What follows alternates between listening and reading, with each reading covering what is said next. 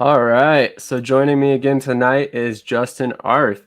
He's been on the channel twice before, once with me for 2.5 hours, and then once by himself for half an hour. So I figured tonight we'll try and keep it under an hour, but got a lot to talk about because Justin, you've got an announcement to make.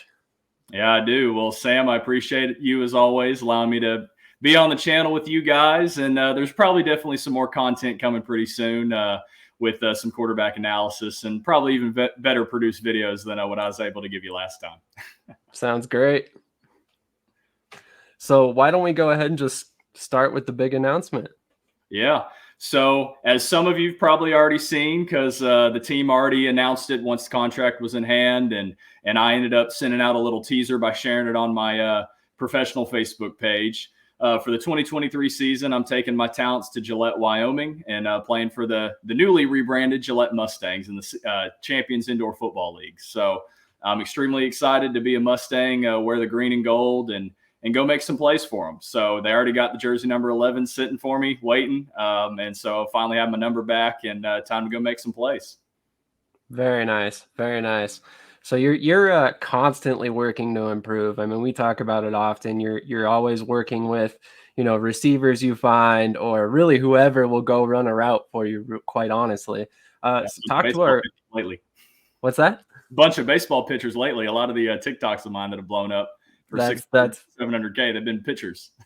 That's very true. That's very true. So go ahead and talk to our audience about your training routine in particular. Yeah. So where I'm at in life right now, I mean, you still got to have the job because unfortunately, I'm not in the NFL just yet. So I'm not being paid to the level of the ability to just say, all right, football is my one and only thing I can do, even though that's all I want to do. But so no, obviously I wake up each morning, go substitute teach down here in Henry County, Georgia, or out in Fort Worth, Texas, whenever I'm there. But then as soon as I'm done with the day there by 3 or 4 p.m., whenever school gets out, usually 4 here in Atlanta, I'm straight on down to Peachtree City, which is about an hour drive from the school I usually sub at, to go work with my guys over at Tom House Sports and help coach some of the pitchers. But the majority of the time I'm down there working my tail off for about 2.5, 3 hours each night, working on my functional strength, getting in the weight room, throwing balls, throwing weighted balls, going through my entire program that if anybody knows me knows that I follow that thing strictly, similar to how Tom Brady has his TB12 method and follows that. So it's every single day. It's a nonstop grind. So, I mean, that's the reason why the interview is so late, because both of our schedules and all that. So like I just got home not too long ago from doing all that today and back up early tomorrow to do it all over again. So continue to work hard because I know where I need to be. And at the same time, like I've got a platform that I've got to uphold too. And so, I mean, anything I can do to extremely make that a possibility to get to that end goal of the NFL and wear a gold jacket is everything that it's the sacrifices I'm willing to make. Absolutely. Absolutely. That makes perfect sense. So with that in mind, I know you've been to some recent showcases, et cetera. You'll be going to the XFL showcase here coming up soon as well. Yep. Does it allow you to loosen up a little bit knowing that you have this contract offer and that, you have the offer from Wyoming in your back pocket? Yeah. I mean, anything takes pressure off you when you know you have something to go play for. So with Gillette, like, all right, it allows me to go in and say, okay, I know I'm going to be somewhere. So I'm still going to go pursue the XFL as hard as I possibly can because I know that's where I need to be. But at the same time, if God doesn't open up the door yet for the XFL, then I know where I need to be is Wyoming, and I know I've got a team there that's 100% committed to me, and I'm 100% committed to them. And so XFL DC went well, XFL Vegas went well, CFL tryouts went well, and yeah, it's a waiting game, but it does definitely take pressure off you going into like the San Diego showcase in October, knowing that if nothing works out with the XFL because of the level of quarterbacks they already have, as seen as like at Jordan Palmer's workouts this week, if an opportunity doesn't open there, at least I do have something that is going to be very positive for me in my career. 100%. We got some comments rolling in already. The right leader says, "Congratulations, Justins. I'm proud of you." Yes. So Wow. Yeah, that's good old Vernon. He's one of my mentors that dates back all the way to Texas Wesleyan. So he was there with me through the Texas Wesleyan days when we started our mentor program over at Wesleyan. So shout out the right leader. Make sure you go follow him on all of his social medias. It's the right leader on all socials. You can't get it wrong.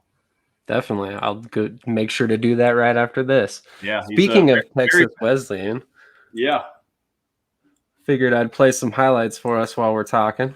of course, yeah. There's Uh, plenty on there. Definitely.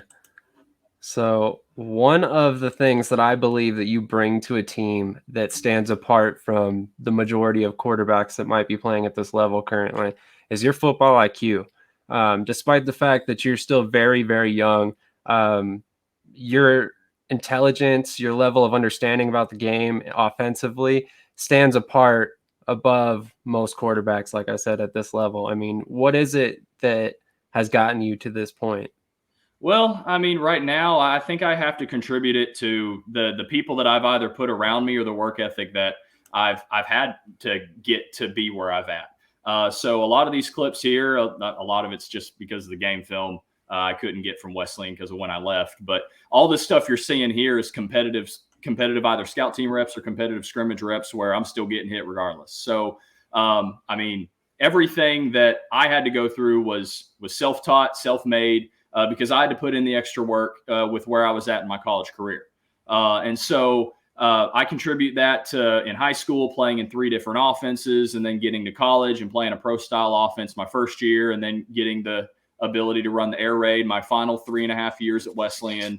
And then all the arena experience that I've gotten now playing for 3 different or now 3 different arena teams with going to Gillette this spring. So, I mean, and even since going pro, it's turned into the connections like with Tom House. So I've got a connection now with Cam Cameron, a former offensive coordinator in the SEC and the NFL, and sit down with him and talk about NFL defenses and I mean and how NFL offenses work. And I mean, because I know that I have to be a different level of football IQ to continue to raise the stakes. And my whole goal is not to go into a locker room or go into a meeting room and be happy with where I'm at.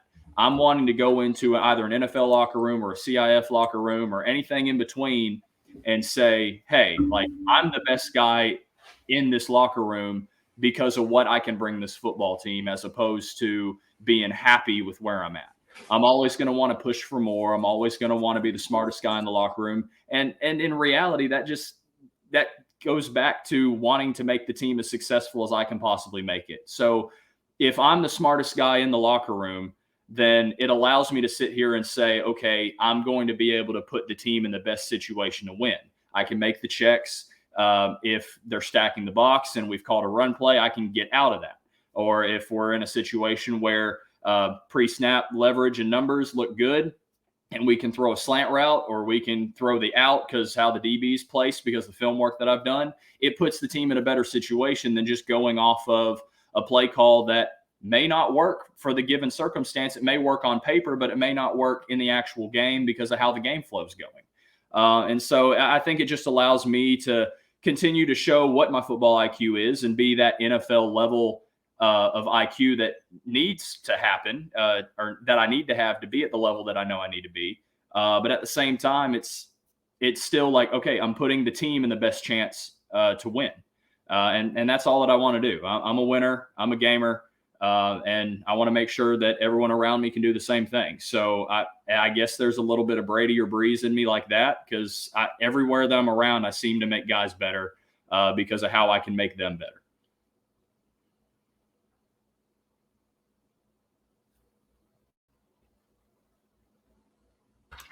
Sorry, one of the things that I think is another aspect of your game that is obviously at a very high level as we watch these highlights is your man, I'm blanking the name of it right now, the technical name, but how quickly you get the ball out of your hands. I mean, it's just there you go, your quick release. It's like you take the snap, you get in your drop back, you hit that hitch step, and immediately boom, it's gone. Every single snap, it seems like. And it's just Unreal. Well, and see, that comes from multiple things. So, like, even kind of using some experience from the XFL DC tryout, the offensive coordinator, Coach Case, he was talking with us and doing drills saying, hey, like, if you've got slow feet, it doesn't matter how quick you can get the ball out of your hands. If your feet are slow, you're going to be late and your release is going to be slow. So, some of that is quick feet. But what I kind of really attribute it back to as well is the level of the level of anticipation that a guy like Drew Brees has. If you have the football IQ of a Peyton Manning or a Drew Brees, and you can operate an offense like that, what makes Brady so successful? He runs a 5.27 40. He's not going to beat anybody in the pocket with pocket movement, or he's not going to get outside and run like Kyler Murray. What he's able to do is he knows an offense and knows how to operate his offense to where he looks at a defense and already knows where he's going before the snap. And that allows him to anticipate better. And so in sitting in the car with Tom multiple times at all of our camps and the times I'm out in San Diego working with him, it's the same thing. The thing that's going to separate me from an arena football career, my entire career, and being a gold jacket guy in the NFL is my ability to anticipate throws that most people do not have. And so, and that comes with the quick release. But yeah, the biomechanics model helps too. Like, I've worked a lot on that since becoming a pro and working with Tom and revamping my release so it can be even quicker and get more of a deep ball. So it's kind of like a mixed bag of everything, but all of it's important. 100%. 100%. I mean, it definitely takes a lot of factors to add up to be as quick as you are to process what's going on the opposite side of the field. Yeah. So one thing I wanted to highlight, or not necessarily highlight, but give you a chance to, I guess, clear up are some misconceptions about your game. Some people have said that you maybe are not mobile, or, can't move a pocket, but if you're watching these highlights, that's quite untrue. Yeah. And that's the thing. I want to say, like, obviously I've got 4.68 speed, 4.76 on the clock from the one video I posted, but that was soggy grass after a 2.5 hour workout. So I think I can definitely still run the 4.68. Just need to get this plantar fasciitis thing under control. But no, with the speed, the speed's there. I can keep up with guys. I mean, I'm good friends with Malik Willis, and every time we've raced, I'm always a footstep behind him. And I think everybody knows what type of level of athlete he is in the NFL. So I'm definitely someone who is kind of Andrew Luck deceptive speed. Everyone thinks, okay, I'm a pocket passer, but no, once you see him run, it's like, oh, okay, yeah, he's got some wheels.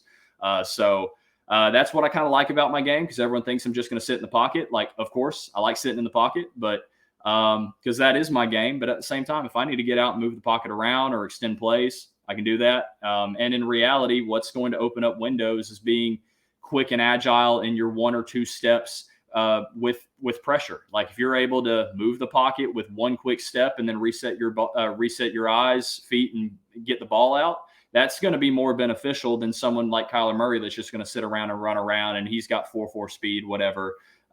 It's all about opening up windows that may not have been open. So I've got the agility in the pocket to be able to do that. And obviously I can still get outside the pocket if need be. But I'm also not a guy that's just going to run outside the pocket just because I can. I'm only going to do it if the defense allows me to do it.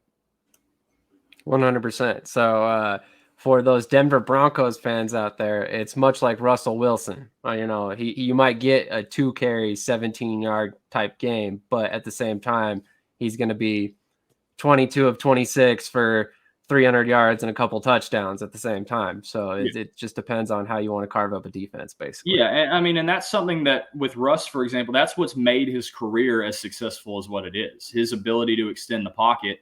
And he's not like Cam Newton looking to run anytime he gets outside the pocket. He's looking downfield, ready to throw. And that's one thing that I've definitely tried to work on in my game and ensure that I can bring, because I know I'm not going to be your Cam Newton or Kyler Murray. I know that's not who I am.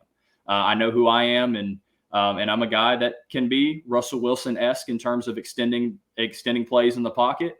and getting outside the pocket to extend those plays and make things happen, because coverages then start to come to you and it opens up things deep. And nice little pop pass over the top. Maybe doesn't look the prettiest, but get it over the top, running away from it, get it to the receiver. It's still a touchdown nonetheless. Exactly. I would liken it to like a Drew Brees as well, because Drew Brees was definitely had the mobility to run, but he rarely did it because he was too busy, hitting you on a slant route or something like that. So no need. So self-scouting is obviously one of the most important facets of any person's game, let alone the fact that you're a quarterback. So what are some weaknesses in your game that you're working to improve? Oh, I mean, I'm definitely working on top end speed from an athleticism side of it.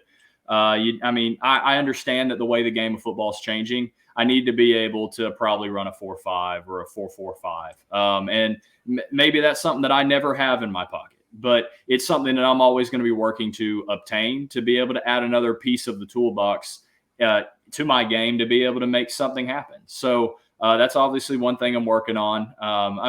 And then you can never get complacent with footwork, because what you're seeing with a lot of these guys who in the NFL that are extremely good and then they start having bad seasons, what's the one thing that's really wrong with them? They get lazy with the footwork.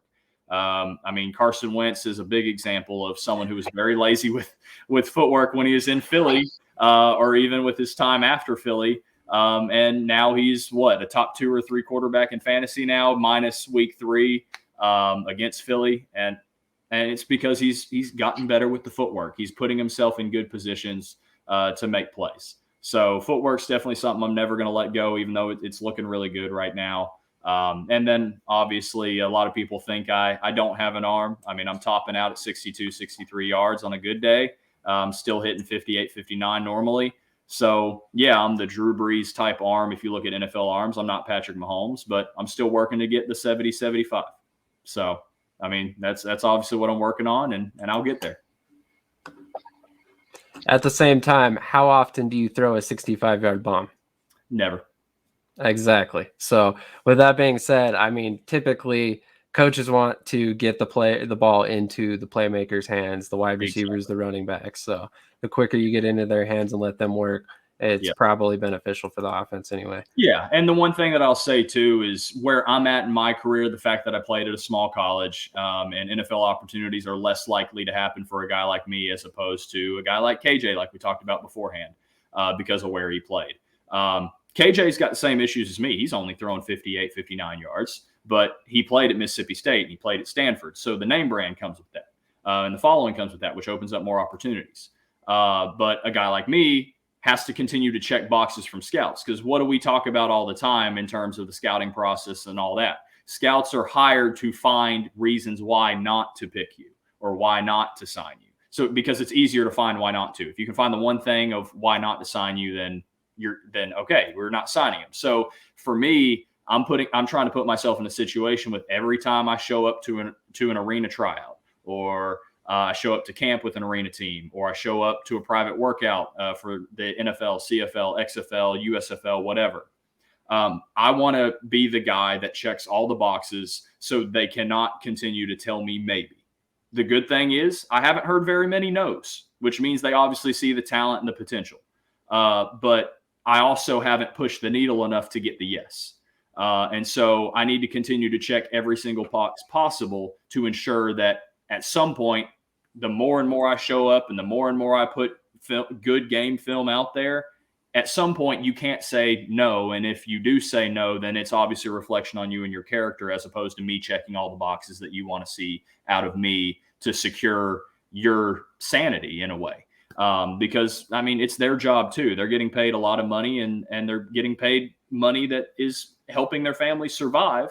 But what's their job? Find football players that are actually going to win us a Super Bowl, or win us a Grey Cup, or win us an XFL championship or a CIF championship. Not let's just get football players that I believe in that may not win a football game. So their job is to win championships, just like it's our job as players to go in and win one. And so I want to check every single box to make sure that I stop hearing maybes. That makes sense. I mean, it makes perfect sense. At the end of the day, they're the judge that gets you a job. Exactly. So, I mean, it's pretty tough. But ultimately, what drew you to Gillette Yeah, so I had multiple CIF offers and had talked to a couple other arena teams around. And the one thing that just kind of really drew me to Gillette was how Coach Walker was definitely committed to me in the process. And so he wants to win more than anything. That 2-8 season last year didn't sit well with the staff, with the ownership, with the city.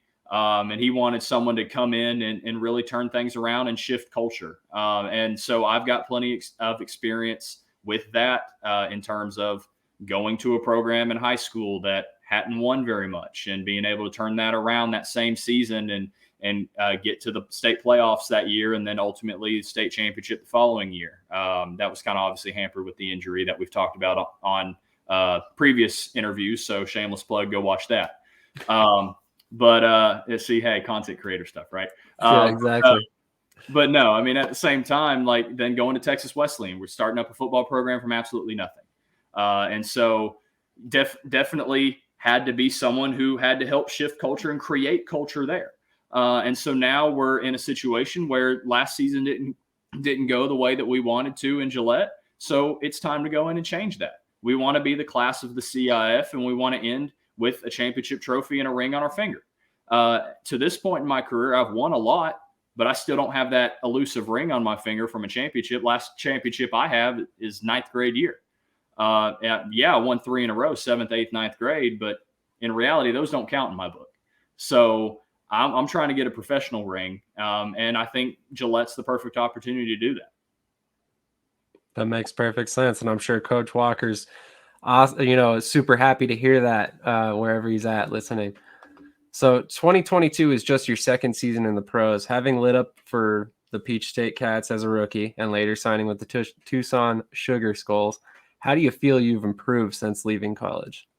Yeah, I mean, I feel like it's been night and day improvement. I mean, I could sit down and look at those college highlights and know that I was making plays and stuff there too. And but then I continue to look at what I did in Tucson. Yeah, like if you want to pull that film up there, I still think it's night and day difference. Whether it's the work that I've done with Tom or it's the work that I've done with patterning things to make a quicker release, stronger ball release, and even just mentally, I feel like I'm a lot more developed and a lot more polished than I even was in college.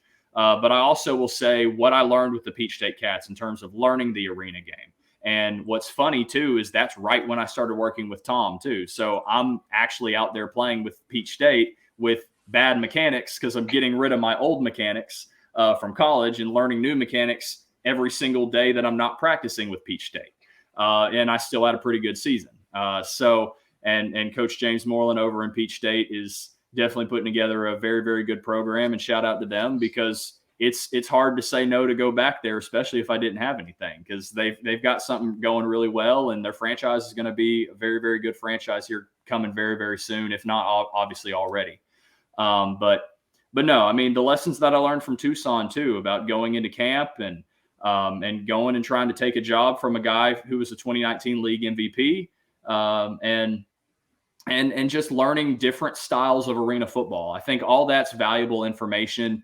That's truly going to continue to grow me as a person and grow me as a football player that I now can take to Gillette and not only be a guy on the roster, but be the guy to say, hey, like now's my time to shine. It's my time to go put up some massive numbers, even more than what I already have, and go break some CIF records, like not just Gillette numbers, but CIF records. I mean, aiming for like Tyree Adams or whoever owns the CIF records and end off that thing in either in the CFL or NFL. There you go. There you go. Don't worry, I have the Tucson Sugar Skulls highlights. They're coming up soon. The Mustangs have announced Cedric Walker, as the head coach. What are your thoughts on your new head coach?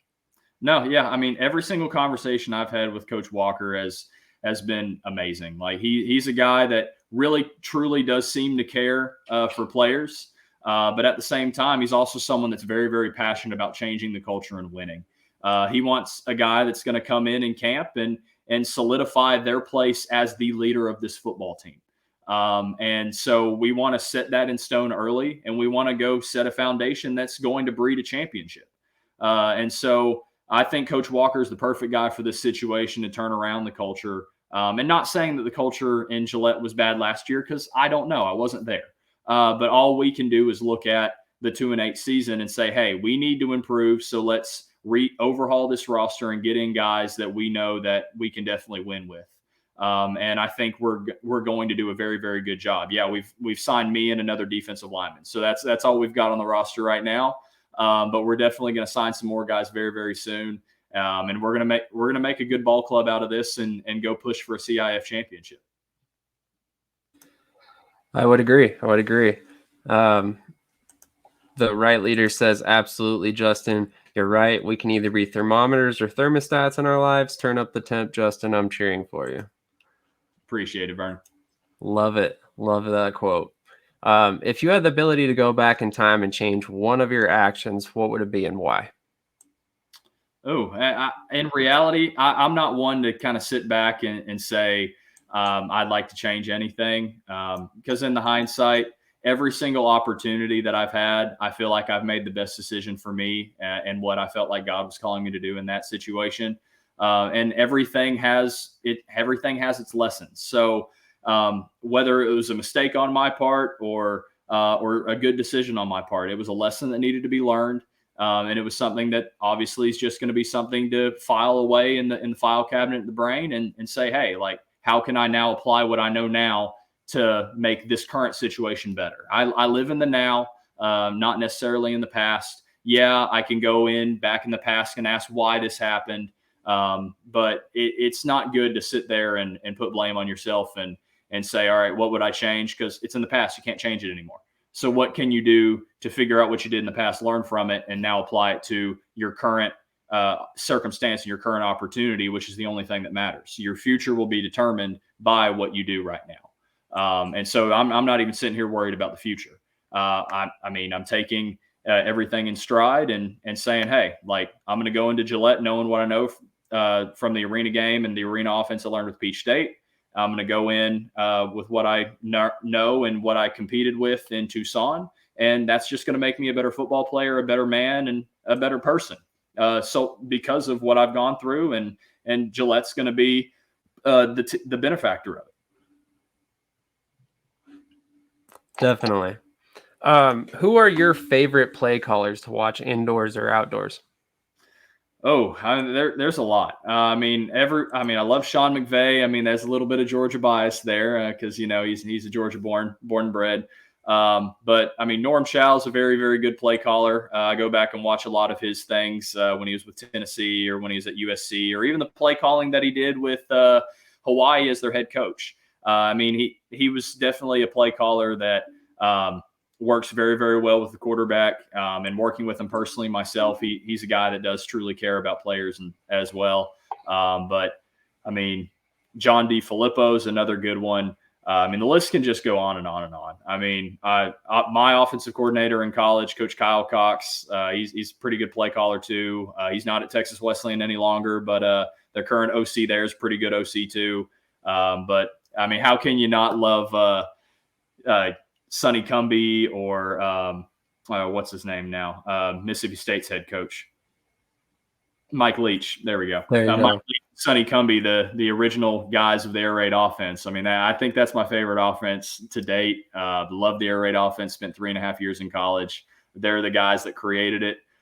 So it's like, all right, how can you not love those guys the most? So if I had to choose one, it's very, very hard because I'm a good play calling junkie. But yeah, no, Sonny Cumbie and Mike Leach are definitely 1 and 2 up there. But Norm Chow's not very, very far behind. And I mean, hey, even Curtis Chin in Tucson was pretty good play caller too. So and James Moreland too. Hey, I mean, he needs a bigger shot more than Peach State, but at the same time, like, hey, Peach State's his baby now. So.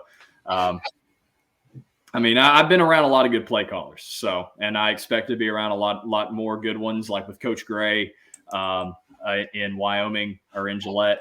And so, I mean, we're looking forward to collaborate with these guys and make a high-powered offense. Absolutely. So I'm curious only because of your ties to Tucson, but what is your opinion of Dixie Wooten in Tulsa as the offensive coordinator? I think Dixie's going to run an amazing offense in Tulsa. I mean, Dixie was a guy that I absolutely loved in my time with Tucson. He's a guy that would sit there and stretch the players out. He'd sit there and talk with you. He's not going to BS you, but he's just going to sit there and love on you, but tough love on you, because he understands the potential that you have to definitely be the very, very best that you can be. And then from an offensive standpoint, like, everyone wants to think he's a defensive mind. Yeah, he's an amazing defensive mind, and probably could have easily been the defensive coordinator in Tulsa too. But I think offensively, knowing what he knows on defense, he can continue to create offenses that dominate the arena game because of the expertise he has from the defensive level. I would agree. I think it makes a better coach when you've coached both sides of the ball. Yeah, I mean, and you look at it too, like, I don't necessarily agree with the fact that Tucson let him go. Now, I mean, there's plenty of reasons behind that, and I'm not going to get into any of that, even from the personal experience I have in Tucson. But I mean, the thing is, I think for him, it's an absolutely perfect place to rebound and continue to develop his quote unquote offensive mind to be able to come in as even more of a complete coach with the next opportunity he's going to get very soon. Be able to learn more of what the modern arena game offense looks like, because in Tucson we wanted to run the football and run the football early. And so in the arena game, everything's becoming a passing game, just like how 11-on-11 football is becoming a passing game. And so you got to be able to throw the ball and spread the wealth out to guys, get the ball to playmakers in space. And so I mean, I think Dixie's an amazing offensive mind already, but the experience of actually going in and now calling plays and designing offenses to beat his defenses is only going to develop him more as a head coach for the next opportunity. And he'll definitely get that championship very, very soon. 100%. That is the only question about Tucson on the night, just so you're aware. What was your toughest game of your career as a starter so far? Ooh, I mean, there's a couple games in college that I go to, but probably my toughest game would probably be my first ever professional start against the Georgia Lions in the UAL. The pro career didn't start off very well. Very, very first pass through pick six. So, and then a fumble on special teams. And before we even got the ball back, it was 14-0 to Georgia Lions. And then ended up flipping the switch and was getting a lot of cheap shots, a lot of things like that, but ended up clawing back and had a 5-touchdown night, 2 on the ground, it was 6-touchdown night, 2 on the ground, 4 in the air, to ended up winning 42-28. I mean, it was one of those kind of like grinded out games, even though by the fourth quarter it was all right, let's just go ahead and run the ball. And I was audibling into runs just because I wanted to spread the love to my guys like Tristan Gould and other running backs we had on roster. But no, I mean, that was probably the hardest game that I've ever played in because of the level of late hits and adversity you had to face to start the pro career. But I mean, I think that continues to build character. And again, like that's only going to be something that now I take into Gillette. That's going to make me even tougher. And it continues to push the importance of you got to start fast. So feet were slow, thinking it was just like practice. And defensive back made a great play and took a hitch for 6.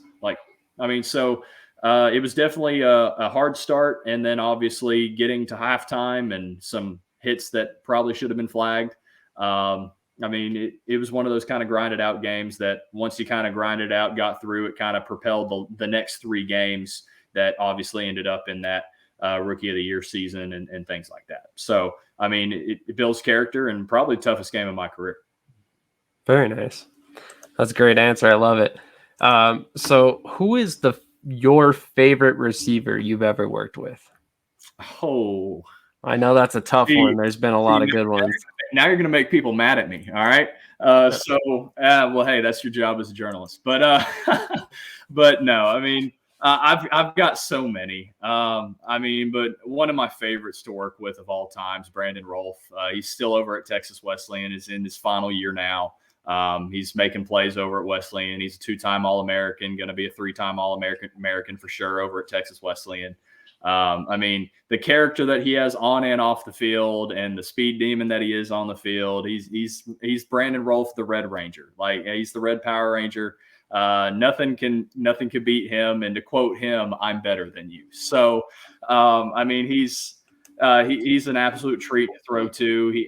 I mean, his route running is outstanding. His top end speed's there. He's like 5'11", 5'10", and has really good hops. So he's still a good jump ball receiver.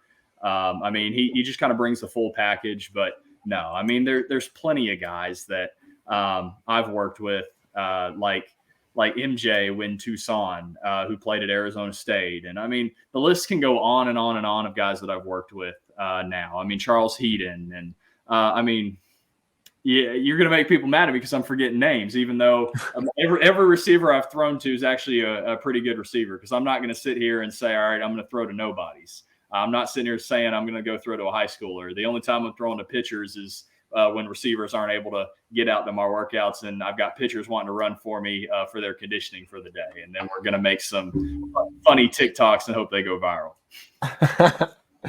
Gotcha. So for anybody who watched those TikTok videos, I was a pitcher who was catching the ball. Yep. And he was definitely running a 4.8 40. So maybe it's just me. Maybe I'm not seeing it, but I feel like there have only been 2 players in my entire time covering sports that have really gone out of their way to arrange off the field workouts on their own accord with players. I mean, you go out of your way to find receivers to group up to get, workouts in together. And then there's one other player that I've seen do that, and that's wide receiver Trey Hill. And I believe you guys have worked together in the past. Yeah. So, I mean, talk to me about your hunger to be better. I mean, what drives you to be so determined to find success? It's the end goal in mind. I mean, at the end of the day, my goal is I want to put on a gold jacket in Canton and say that I'm one of the best quarterbacks to ever play this game of football. And know that the only reason why I'm doing that is because of my love of the game and the fact that I want to continue to push my platform as a follower of Jesus Christ. So for me, I want to end the day as an NFL starting quarterback and one that has a gold jacket. So I want to be the guy that's going to go out and lead on the field, off the field, and wherever else I'm able to lead. Like, I'm the full package. I come with a holistic view of, all right, I'm not just going to be the leader in the locker room, or I'm not just going to be the leader on the field. I'm going to be the leader outside of these doors too. And what are we going to do to give back to our community? What are we going to do to get better as a football player or get better as a human being today? Because one thing I say in all my YouTube videos is today's the day to get 1% better. And what coaches have told me before in the past is you're either getting worse, you're either getting better, or you're getting worse. There's no staying the same. And so choose today to get 1% better rather than being constant or static, which makes you worse. And so I definitely want to organize workouts anywhere that I'm at because I want to bring guys with me. What do we talk about in leadership all the time? Leadership isn't a guy that's just going to sit up there and boss people around and tell them what to do for their personal gain. Leadership, in my opinion, is servant leadership, that I'm going to get down and serve you, but I'm also going to lead you in a direction that's going to make us all better. So what can I do to get guys to show up to a certain location? Obviously film it for social media because that's the day and age that we're at. But what can I do to put workouts together to make receivers better, to make me better, to pass my knowledge that I have to them? And hey, they've been in situations too that I haven't been in. So what can you teach me about running routes that makes me a better quarterback? And then getting defensive backs out there like Damian Francis, or Trayvon, or and any guys that I've been around with all these DBs. Like, competition is going to breed, like, healthy competition is going to breed success, not only for the defensive back or the linebacker, like Justin Wilson, which is definitely a guy you need to interview if you haven't already. But competition is just going to breed success for everybody. The defensive back's going to get better by competing. The receiver's going to get better by competing. I'm going to get better by competing. And so what can I do to facilitate everybody getting better? Because again, what does Tom Brady do that's better than anybody else? In reality, he's not the most skilled quarterback to ever play the game of football. He's amazing in what he can do. He's still very talented, but he's someone who makes the people around him better. And I feel like, to a lesser extent, because of where I'm at in my career, I feel like I still do the same for any guy that I work with. And I want to continue to improve on that and make sure that every organization I step my foot into, that I leave it better than I found it, that I make guys better because I'm in the building. I love that. And I would totally say you're achieving that currently, even though up to this point you were a free agent for the past, couple months. Yeah. I mean, and one thing I'll add to that too is, like, I'm seeing Charles Heaton get his XFL draft invite. Yeah, I'm still waiting on mine. Do I feel like I deserve it with what I've been able to do with 2 different XFL organizations and making my own luck at the XFL Arlington Showcase, and obviously what I'll do in October? Of course. But I'm not going to sit here, whine, and complain saying that I don't have my draft invite. I'm extremely happy for him that he got the draft invite, because I know I had a part in that. I mean, Damian Francis just signed with a professional team not too long ago too. And I know I had a part in that, because I'd go back to the days at Texas Wesleyan where me, Brandon Rolfe, Collier Ricks, Tyler Sutton, and other guy, Brandon Orgill, and other guys are out there when everybody else is in their dorm playing NBA 2K. We're out on the small little grass field outside of our dorm room, running routes, throwing route trees, and competing against one another. And I know that although I haven't worked with Damian as much since becoming a pro, I know I've made him better at the CFL tryouts that I've competed against him, or the work that we would do on the field, by teaching him things like, hey, like, your hips aren't moving very fluid here, which is causing your feet to be slow and you're breaking late on a route. Well, because of things that I saw to help correct him, he's now getting a pro contract and getting an opportunity too. And so I'm happy for the guys that I've continued to help. I mean, Malik in the NFL. I mean, I can't tell you how many car rides I've given him to and from training, or defensive breakdowns that we've sat in and talked to each other, and iron sharpens iron, right? So, I mean, when he was drafted to Tennessee, I was more frustrated that he didn't go in the first round, because that's where, in my opinion, where he deserved to go. But I think he's in the perfect situation in Tennessee to go make something happen too. And so I'm extremely happy for the guys that I know I've had a hand in helping become better and live out their dream, just like how those guys are going to be extremely ecstatic for me to sign with Gillette, or hopefully soon be in the XFL, or even sooner the NFL. And so that just comes back to me being who I am and carrying myself the way that I do. And it just goes back to my mission of wanting to make everybody better, because that's just who I am as a person. Absolutely. I love it. And I was going to say that because I believe he signed with the CIF team. I'd have to look and see exactly which team, but there's a potential that you face 2 of the guys that you work out with, Damian Francis and John DePalma. What will that be like for you in particular? Well, hey, yeah, I mean, I know all the secrets, right? So it definitely, I mean, but they know secrets about me too. So again, in between the lines and during competition, it's all right. I want to get the best of you. But how many times was I on scout team throwing at Texas Wesleyan, throwing against Damian too? I mean, it takes me back to old days there. And so, like, I'm going to go in, compete. My job is to win a football game for Gillette. So that's what I'm going to do. And if we're fortunate enough to have enough jerseys to jersey swap after the game, they're the first person I'm going to after the game and say, hey, I might have torched you for 5 touchdowns, but great game, keep working, and let's even get some work if you're back in town.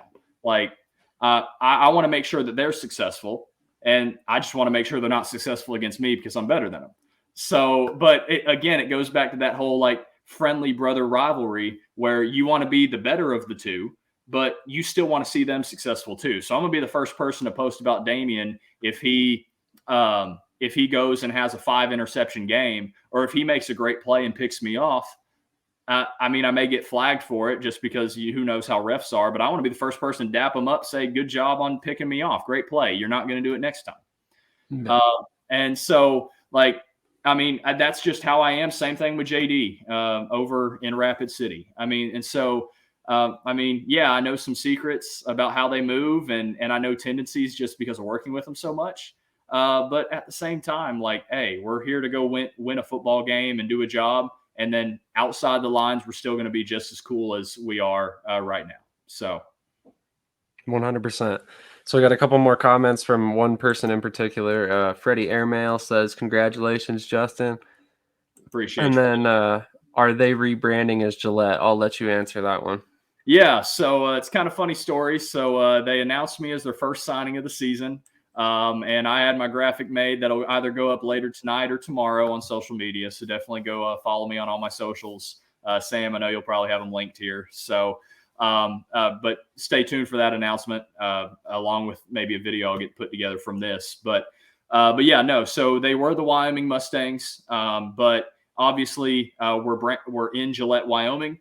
And so we want to be one with the city. And the owner, Mr. Tillis, who I've had some conversations with, definitely wanted to look at the city and basically want to have the people of Gillette represent themselves through the team and the team represent the city. And so he felt as if even though we still rep the complete state of Wyoming, we're a team in Gillette, Wyoming. So why not change the name to honor the city of Gillette and say, hey, we're now the Gillette Mustangs. So it obviously they announced my signing as a Wyoming Mustang, but then the very next day they announced the Gillette Mustangs. So the graphic that I'll post still says Wyoming. But yeah, from here on out, we're the Gillette Mustangs. Same colors, same everything. It's just the logo is going to be a little different because instead of Wyoming, it'll say Gillette. Absolutely. Which I don't know how other people feel, but I personally like that. I personally like, I mean, with the indoor game, you need to appeal to the fans that are directly next door. I mean, you need fans in the stands. I mean, that's how you create home field advantage. So with that, I mean, they're playing towards the fans that are immediately right next door. They're going to be the guys that are attending games. And in my mind, that makes a lot of sense. Yeah, I mean, I'm ready to get to Gillette, see what Gillette, Wyoming's like, and let's go win a championship for the city. There you go. So, who are your favorite quarterbacks to watch play? I mean, it's not changed from the last time you asked me that. So, I mean, obviously, I've got personal connections to a bunch of guys now, whether they're college or pro. So, obviously, I'm going to enjoy watching those guys like Chris Reynolds at UNC Charlotte, or obviously Malik because of the personal connection over in Tennessee in the NFL. But no, I mean, I love going back and watching anything Drew Brees. I love watching Brady work, even though for the longest time I hated Brady as a Falcons fan. But now I'm in the same program I'm in the same program as he is, and I understand why he's so successful. And so, hey, how can you not at least respect it? Aaron Rodgers is fun to watch, although he may not be the best mechanically to watch. I mean, and hey, I'm still a big Kirk Cousins guy too, as the Minnesota Vikings being kind of like my second favorite team, first actual team I liked in professional football. With my dad being from Minnesota, and it was actually nice to be back up there this past weekend. But no, I mean, there's a lot of quarterbacks that I like watching, and like I've answered before, like any quarterback that I can watch to not only enjoy the game because of what they do, but at the same time be able to watch them and take a piece of their game to make myself better. I mean, I'm always down for that. So if it's something that a guy that I know or a guy that I don't know, it's if I can take something from them and become better, then I'm better for it. Definitely. Freddie says, I think the rebound will work for them. I agree. As I said, I'm going to leave you with one last question. Given the opportunity to give young quarterbacks advice before they leave school, what would you tell the next generation of players? Ooh, okay. Well, I would say wherever you're at right now, take advantage of the opportunity that you have right now. Because the one thing that I think is not necessarily holding me back in my career, but maybe delaying the inevitable of getting to the NFL sooner is just how I've been able to market myself and the film that I do have. And so the thing is, market yourself and develop as much as you possibly can. Don't be afraid to challenge yourself and fail, because in reality, the people that are playing on Sundays, regardless of the sport, whether it's baseball, football, whatever, they're the guys that are playing on TV are the guys that's actually failed at it the most, because they failed at it, got back up, and tried again. The only difference between them failing and them being successful was, in reality, they failed at one thing, fixed it, and then they failed at something else. They didn't fail repeatedly at the same thing over and over and over again. So they went, worked on their craft, and you've got to be addicted to the process. And we talk about it all the time in the Tom House Sports program, where everything nowadays is so outcome driven. Everything is outcome driven. So you see, okay, you throw a pass. What was it? Was it complete? All right. Yeah, it was complete. All right. How many yards? Okay. How many? Okay, good. It was a 26-yard pass. Okay. Was it a touchdown? Like, everything's so outcome driven as opposed to it being process driven. Take the outcome out of it, especially when you're especially when you're working on mechanics or just working on your process. And so, yeah, you can still look at outcome to determine if your process is successful. But if you go and follow a proven step-by-step process that Hall of Famers have done, it is going to work, because that is what they did. And so follow the proven process to get to where you truly want to be, and don't be afraid to fail. I think there's times in my career that maybe I held back a little bit because I was afraid to fail, and I had to grow and learn to say, hey, like, it's okay to fail. I've been put in too many situations in my career where if I made one mistake, I was benched, I was out of there.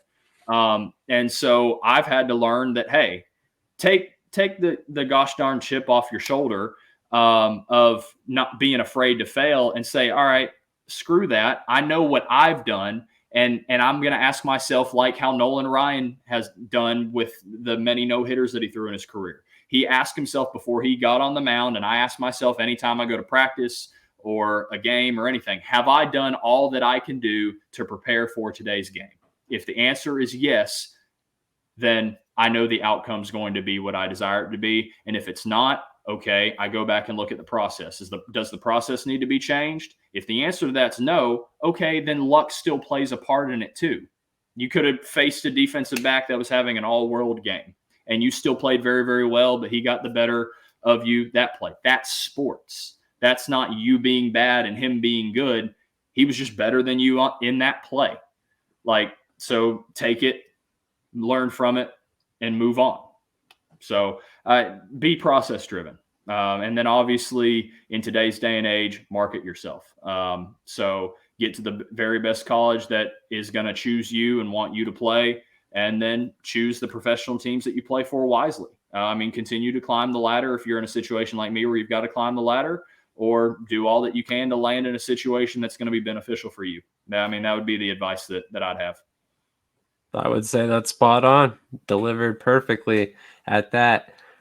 With that being said, is there anybody you want to shout out? Anything else you got left to say before you get out of here? No, I think that's it.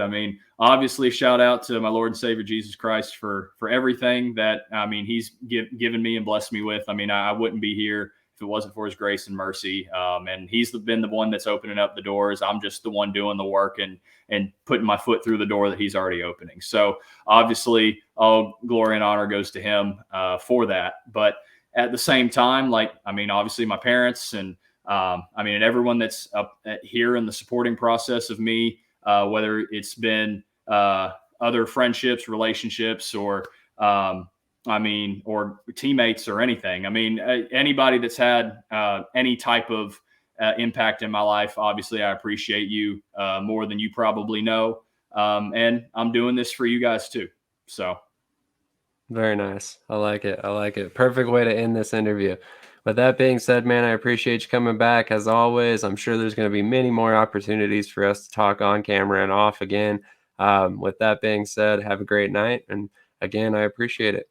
Always, Sam. Always love being on the channel here. And you guys definitely go follow me on social media for the very next steps in the A11 journey here. So peace out, guys. Definitely. Have a great night.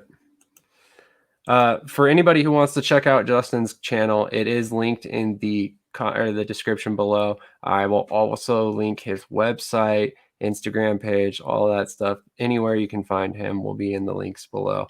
With that being said, I really appreciate everybody's support. If you haven't done so yet, hit that like button. It helps push this video out to further viewers who have not seen the channel yet. If you're new to the channel and you like this interview, hit the subscribe button, click that notification button. Help us grow. We're getting closer to our goal. When we hit 500 subscribers, we're going to give away $150 to sports memorabilia of your choice.